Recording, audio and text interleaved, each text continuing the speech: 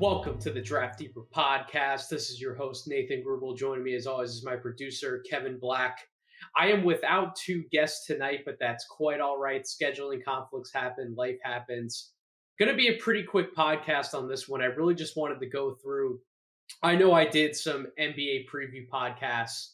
I went through, gave some of my awards predictions, talked about what I think is going to happen this NBA season with Chuck over on his podcast, Chucking Darts. I wanted to give my all rookie first and second teams and then talk about a few honorable mentions. I know that to me, I would just feel like I was committing a crime if I didn't give my audience some of what I think is going to happen as far as those awards teams. So we'll go through starting with the all rookie first team. I did mention this on Chuck's podcast that I was going to make this prediction. This is what I honestly think will happen. It's a very rare thing to happen, but I really do feel strongly that the top 5 draft picks are going to be who encompasses the all rookie first team. Now, again, that is very rare. Usually you have maybe a guy drafted later in the lottery, somebody drafted like mid to late first round who generally sneaks onto that all rookie first team, or maybe a few of those guys sneak onto that team. But I just really feel strongly about how these guys are going to perform, not only just off of my scouting evaluations of them dating back to college, but also some of what I've seen in the preseason. So that would mean the team would encompass Cade Cunningham, Jalen Green, Evan Mobley, Scottie Barnes, and Jaylen Suggs. So let's start with Mr. Cunningham. Obviously, one thing that I'll be watching closely this entire year is how he meshes, in particular with Killian Hayes in the backcourt. Do they try to stagger them?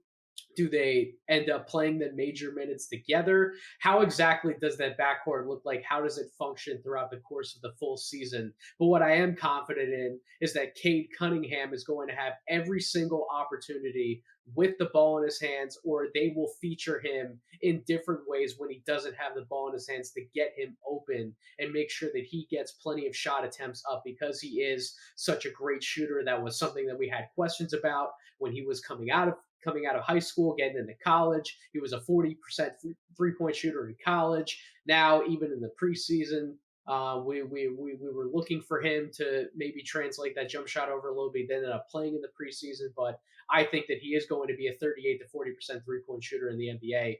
I can only see that being a strength of his and a major reason why they're going to want to put the ball in his hands. They need more shooting on that team. Sadiq Bey will provide some of it. Jeremy Grant can shoot the three ball. He's not the most consistent three-point shooter. They need to be able to properly space the floor, especially when you do have the ball in Killian Hayes' hands. He's a guy who plays out of pick and roll. He loves to drive, kick, find ways to get Cade Cunningham the ball. I think we'll get plenty of opportunities, and he will put up the numbers. Again, these all rookie first and second teams, the absolute best rookies in terms of the awards voting, they put up big numbers. It's a numbers award, right? So that's why I think Cade's definitely going to be on the team. And really a lot of the same reasons why I would project Jalen Green to also be on this all rookie first team. He will have plenty of opportunities within that offense. I think him and Kevin Porter Jr. are going to at least lead the team in shot attempts on different nights. Maybe the both of them won't lead the team in shot attempts over the course of the season. Obviously, Christian Wood's going to have himself firmly in the mix,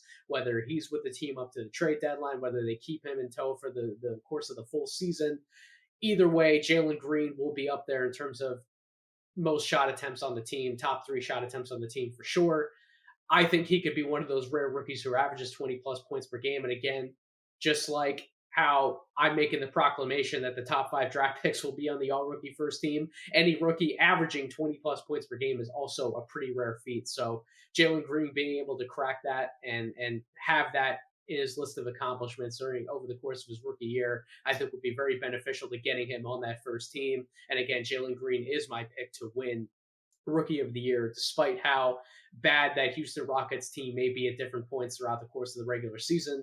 I do expect Jalen Green to still have a pretty strong rookie campaign himself and to win that award, which obviously, if he's winning that award, he will be on the first team. Evan Mobley for the Cleveland Cavaliers. I've said at different points, I don't expect him to have a standout rookie campaign in terms of like him being the best rookie amongst all the others in the entire NBA. I don't expect that type of season out of him, but I do think that he's going to put up enough numbers to definitely be on this all rookie first team. When you look at what he did in the preseason. His rebounding numbers were terrific. He proved himself to be a versatile shot blocker and bring some of the things we expect him to bring on the defensive side of the ball. And then just him handling the ball in transition, him being that type of playmaker or transition scorer for the Cleveland Cavaliers, that will translate over the course of the regular season. I expect him, with given all of those things, to definitely put up enough numbers to be in the conversation. Maybe he's not the most efficient player for the Cleveland team, but they seem very gung ho on eventually going to the starting lineup where it's Markkanen at the three, and then you have Mobley and then Jared Allen. That's kind of what they want this front court to be. So if Mobley's getting a lot of minutes, getting a lot of opportunities, I expect him, even though they might not be the most efficient numbers, to still put up numbers regardless. And really the same thing for Scottie Barnes. I don't know how efficient Scottie Barnes is going to be shooting from the field. I question how efficient he'll be shooting from 3-point range. But you know that even though he might not average like 15 to 16 points per game, even if he only averages like 9 to 10 points per game, he will average 6 rebounds and 6 assists, or maybe even more in either category or both categories to go along with any scoring he's going to provide. He's that versatile of an offensive player. We saw Toronto in the preseason. They wanted to put the ball in his hands early and often. Again, opportunity is the key word that I'm going to say throughout this entire podcast. The guys who are in line to get opportunities are going to be the ones who will eventually put up enough numbers to land themselves on these all rookie first and second teams.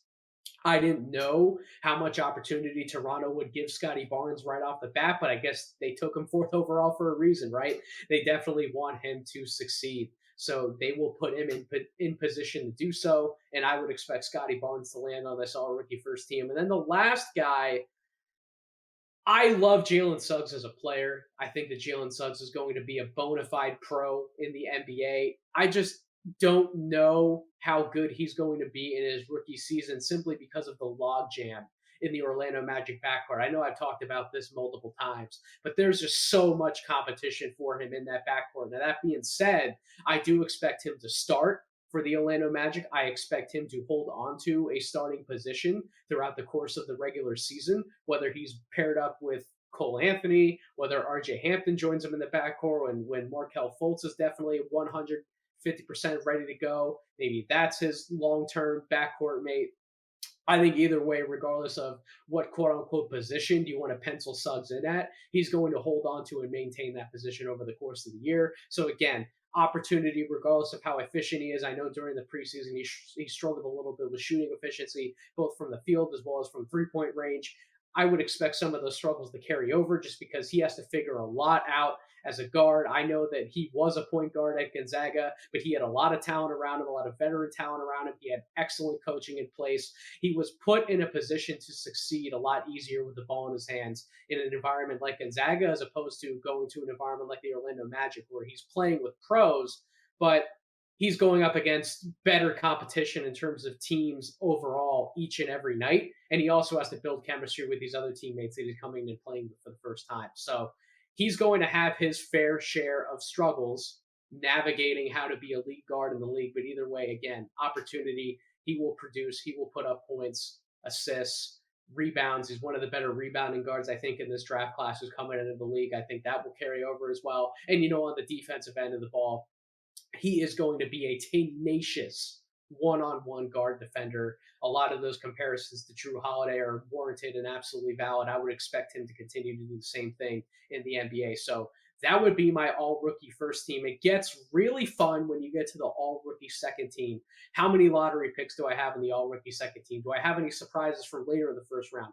Do I have any surprises from the second round on my all-rookie second team? Well, I have all of those things. So I'll start with one of the more obvious predictions for this all-rookie second team in terms of if you were paying attention to what these guys were doing in the preseason. That would be Josh Giddy the Oklahoma City Thunder guard slash wing, whatever you want to categorize him as. I think he'll probably start alongside Shea Gilgeous-Alexander, and for good reason. In the preseason, he's already had some standout moments. He's proven that he's comfortable operating with the ball in his hand, stepping foot in the league even from day one. He's proven he can knock down shots from all over the floor. We already knew about his passing vision and his willingness to get others involved within the offense. Oklahoma City is clearly dedicated to putting as many ball handlers in their lineup who can get others involved and keep the ball moving around the court as much as possible. Josh Giddey's one of those guys because he can do that at a high level. That is a big reason why I would expect him to be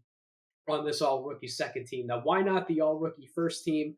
I don't know how much opportunity he will get to score the basketball and put up points as much as this team will lean on him to create for others and be a more selfless player than a selfish player. I think that he'll have opportunities to shoot the basketball when he's open. I think that those opportunities will only grow in years 2 and 3 in the NBA, and his scoring averages will obviously tick right up.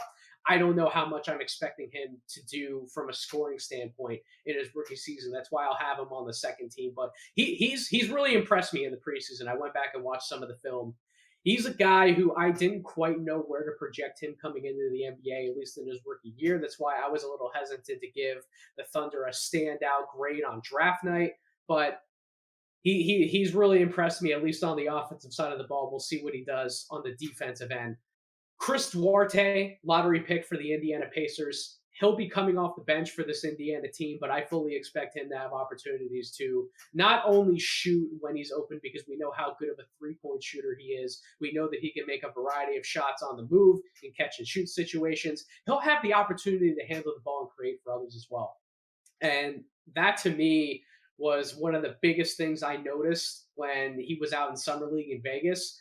Indiana wanted him to do as much with the ball as possible, I think, because they wanted to figure out exactly what he would be capable of in those different situations. When he's with this second unit and when they mix him in with some of the starters, he will have so many opportunities, in my opinion, over the course of a full year to show what he's capable of, not only just from a shooting and a scoring standpoint, but from a playmaking standpoint. He's one of the better rebounding position players at his size. He will have his fair share of lumps on the defensive end, but I think he'll figure a lot of that out with a veteran coach like Rick Carlisle. He'll only be helped along on that front. So I would expect him to ultimately figure it out on the defensive end and be one of the better two-way type wing players that comes out of this draft class. Maybe not a star, a bona fide star, maybe not putting up ridiculous numbers scoring, but I would expect him to have an efficient rookie campaign and to immediately stand out as one of the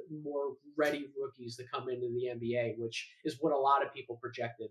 And speaking of NBA ready rookies, again, another guy who I don't see starting quite yet, but I think at some point we've already heard some rumors that Sacramento wants to go to this three guard style starting lineup, and they want to get different guys in the mix. They want to play with tempo. They want to play with speed. And then they're going to want to come at you defensively at the point of attack. And yes, a lot of that comes with De'Aaron Fox improving, but it also comes with possibly inserting Davion Mitchell into the starting lineup along with De'Aaron Fox, along with Tyrese Halliburton, maybe mixing two of those guys along with a Buddy Hield. But either way, I think Davion Mitchell's going to have opportunities to prove himself. We'll see how the shooting translates throughout the course of the regular season. We'll see if any of the free throw shooting can be fixed a little bit. If not, we'll see how the shooting numbers ultimately translate. He has seemed like one of those rare prospects that's just going to buck the trend of if you shoot it well from the line, you're going to shoot well from three-point range, at least at some point in your career. But if you don't shoot it well from the line, that's an indicator that you're not going to be as strong of an outside shooter in the NBA. It seems like he's going to buck that trend. He certainly already has in college, and then in summer league, his free throw numbers were not good at all, but he was efficient enough from outside, hitting close to 40% of his three-point shots. So again, opportunities, but also what he's going to do on the defensive side of the ball. He's going to have highlight plays. He's going to get people talking. If you can make highlights and just get enough buzz about your game in the NBA in your rookie season, you stand a great chance at making one of these teams. If he gets enough starts, I will not eliminate him in terms of being a dark horse for making it onto that all rookie first team and knocking one of those top 5 guys off. It would not surprise me if he gets enough starting opportunities in the slightest. My guy, Jared Butler. Jared Butler's going to make this list. He's going to make the all rookie second team. He's already proven in the preseason that he's more than ready to come in and help that Utah Jazz team, even as a rookie, going to be one of the best backup point guards they've had in years. He's steady. He can handle the ball. He can navigate, get himself all over the floor. He can set up for others. He can shoot. If he's more efficient shooting the basketball from outside than he was in preseason, that's only going to help extend the reach of his offensive game and really how much he can help everyone else around him and make their lives a lot easier. I think he will make Jordan Clarkson's life a lot easier, taking playmaking pressure off of Jordan Clarkson when you have Butler in the lineup. He's just such a steady presence. And then anything he gives you defensively, whereas I do have some concerns, at least initially in his rookie year defensively, because of his size, his stature, more so right now. He's not the biggest and strongest of guards at his position, at least for the time being. I think he can get pushed around a little bit, but when he's at the point of attack, when he's mainly guarding other primary ball handlers who are of a similar size to him, which he should run into a lot more of if he's captaining second units versus being in the starting lineup, I think he's really going to excel and have opportunities to do so on the defensive end as well. He's in a really good position to be Mike Conley's understudy, and I would expect him to take full advantage of those opportunities this year. And then last on my all rookie second team would be Trey Murphy the third with the New Orleans Pelicans, another guy just like Davion, who I would say has a real dark horse shot at being on that all rookie first team. I think he's going to start sooner rather than later. I'm recording this podcast Wednesday before a lot of the games kick off for the NBA season. I don't know what a lot of these starting lineups are going to look like. I haven't had the opportunity to go and look at some of them, but we know that Zion's going to be out for a major part to start this year. If they insert Trey Murphy the third end of that lineup, like Chuck and I were kind of talking about a little bit on his podcast, that wouldn't surprise me in the slightest. I expect Trey Murphy to get plenty of offensive opportunities. He's one of the best shooters on that team. And while he might not be the most technically sound and impressive defender coming out of the gate in his rookie year, he's at least 6'9" with size and length, enough to bother other matchups on the perimeter and sort of add to what they are building from a length standpoint, playing alongside some of those guys like Brandon Ingram, Nickeil Alexander-Walker, just any intensity with length that he can offer and bring to the table, I think will be a welcome addition for this New Orleans Pelicans team, who just needs to beef up some kind of perimeter defense, period. I do not see their backcourt being strongest in the slightest defensively. I talked about that at length on this podcast. I think Trey Murphy III can really bring some much needed things to the table for this team. And I would expect him to definitely put up enough numbers with the opportunity to make it on the all rookie second team. So again, I'll just review really quickly my all rookie first team: Cade Cunningham, Jalen Green, Evan Mobley, Scottie Barnes, Jaylen Suggs. And then on my all rookie second team, Josh Giddy, Chris Duarte, Davion Mitchell, Jared Butler, and Trey Murphy III. So who did I leave off? Who are my honorable mentions that I could see making either one of those top two teams if things break right and they get enough opportunity within their situation? Again, opportunity.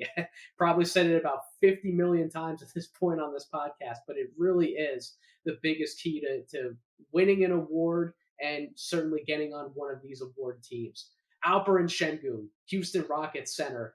Preseason, they've already wanted to put the ball in his hands on the offensive end. He's already proven that he can take some guy off the dribble, make a quick pass to the corner or to the open man, get other people involved. He's adept at drawing fouls, get into the free throw line, which is an easy way to boost your scoring numbers, get your scoring averages up. He will rebound the ball on both ends. And I think in the preseason, he's been better defensively than I would have initially expected. And I didn't expect him to even be bad on the defensive end like some other people thought he would be. I think he's actually been really good shuffling his feet. He's been aware. He's understood what the opposing offense is doing. He's beat people to spots. He's even blocked some shots that gotten up off the ground a little bit. I think that Sengun is going to have a solid rookie year. I just don't know how good the numbers are going to look depending on how many minutes he actually gets per game. If they, for some reason, they would end up trading somebody like a Christian Wood or a Daniel Tice, and Sengun gets thrown into the starting lineup at some point this year, maybe after the trade deadline, that would only help his campaign at that point, getting on one of these top two teams. James Bouknight wing for the Charlotte Hornets. I see some of the similar issues with Şengün, with Bouknight. I just don't think Bouknight's going to get enough starts or enough minutes to properly prove himself to get on one of those top two teams. Although we've seen in the preseason, when he does get enough shots, he's going to make them from quite literally all over the floor, has shown a little bit to his game that I didn't fully expect to see. When he has more space and he has open driving lanes, he's able to get inside, be a little crafty with the ball in his hands, and then take advantage of that explosive vertical that he has, and he can finish above people at the basket. That's going to be key. I'm going to want to see how that translates, but also him just being able to get around the rim more in general. How crafty can he be drawing fouls? Do free throw attempts come along with a lot of the shooting numbers, or does he settle for more inefficient outside shots? I want to see what the balance looks like when we go back to the tape, not necessarily just looking at the raw box score totals. Moses Moody, wing for the Golden State Warriors. He got opportunity in their first game last night to get some shots up. He's going to be so needed for his corner three-point shooting. They will feed him the ball when he's on the court. Guys like Steph Curry and Draymond Green are going to love playing with Moody, just based on the fact alone that when they kick it out to the corner, they can trust him to hit that open three-point shot. That's something that they really lacked last year. That's a big reason why they wanted to draft him. He's a shooter with size. Opposing defenders aren't necessarily going to bother him when he gets that shot up. I would expect Moses Moody to be efficient from the three-point line overall. He was not the most efficient scorer from inside the arc at Arkansas. I will be curious to see how that translates over in the NBA, at least right away in his rookie season. We'll see what the balance as far as the numbers look like there, but this is another guy similar to Şengün and Bouknight. He's not going to be a starter for this Golden State Warriors team. They're going to bring him off the bench, and we'll see how much trust they put in him as a rookie to really crack that rotation for heavy minutes as we get later and later into the season. Nah'Shon Bones Hyland, guard for the Denver Nuggets. He will get opportunities really because Jamal Murray is not going to be in the lineup until at least March or April. I will want to watch his two-man game with Nikola Jokic very heavily. What does that two-man game look like? Is Hyland able to come in even as a rookie and replicate some of what Jamal Murray gives them from a shot-making standpoint, the two-man game with Jokic? A lot of people are projecting that he will make the most of those shots and those shot attempts, and that he will have a much better than expected rookie season. Some people are putting him and projecting him on an all-rookie second team. I don't know. I want to see it first is really what I'm thinking. And then as I've had dark horses for guys who could possibly make the all rookie first team, I've talked about some of these honorable mentions as dark horses to make the all rookie second team. My dark horse of dark horses to really get some positive buzz this year in his favor would be BJ Boston, the LA Clippers wing. He's had some moments in the preseason where he looks really, really comfortable out there, at least from an offensive standpoint. The Clippers are a little bit decimated on the wing right now. They're still trying to figure a few things out within their rotation. I want to see how many minutes they might throw BJ Boston's way if he actually is up in the NBA more so than he would be for like a G League affiliate. I really want to see if BJ Boston can take advantage of some of the opportunities that the Clippers might throw his way, how he shoots from the field, how he looks like when he has the ball in his hands, when he doesn't have the ball in his hands. But BJ Boston has a chance to really surprise some people if the Clippers are in desperate need of a little more wing help and they go his way. I wonder what he could possibly do for that team and maybe help them even win a few regular season games this year.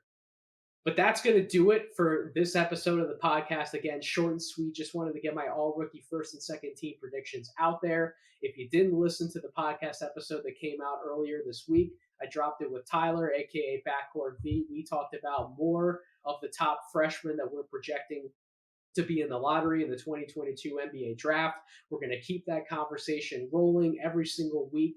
Every single Wednesday podcast that we release will be a preview podcast detailing guys at length who we think are going to be impacts as far as first round or lottery type picks in the 2022 NBA draft. We'll keep that rolling next week with some returning prospects, aka some older guys, not the freshmen.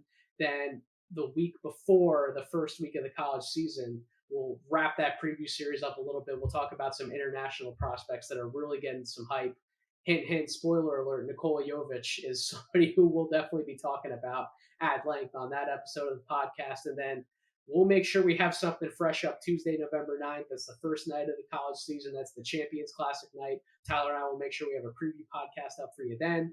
And from there, we are really, really rolling ahead with this 2022 NBA draft cycle. And obviously, at different points throughout the year, I want to do a lot more writing and conversation on the rookies and sophomores. I will make sure to have plenty of those types of podcasts in the mix as well to keep things fresh. Mainly draft focused, but not necessarily all draft. I want to do a much better job of mixing it up this year. So that's going to do it. If you haven't subscribed to this podcast already, make sure you are subscribed wherever you get your podcast, Apple Podcasts, Spotify, YouTube. Definitely follow us on Twitter at Draft Deeper. Every single night, I'm going to try to live tweet through as many games as possible and interact with as many people as possible. That's very important to me this year. I want to keep that interaction on a high note. It seems that that is one of the compliments I generally get when I'm on other people's shows, when I'm talking to other scouts and evaluators and social media guys. They love that I'm in touch with the community as much as I am. And I've said that at multiple different points on this show. I do love talking with all of you. It's one of the most favorite things that I have that comes along with doing something like this. So thank you all so much for listening, staying engaged, keep engaged. I hope you have a wonderful rest of your week.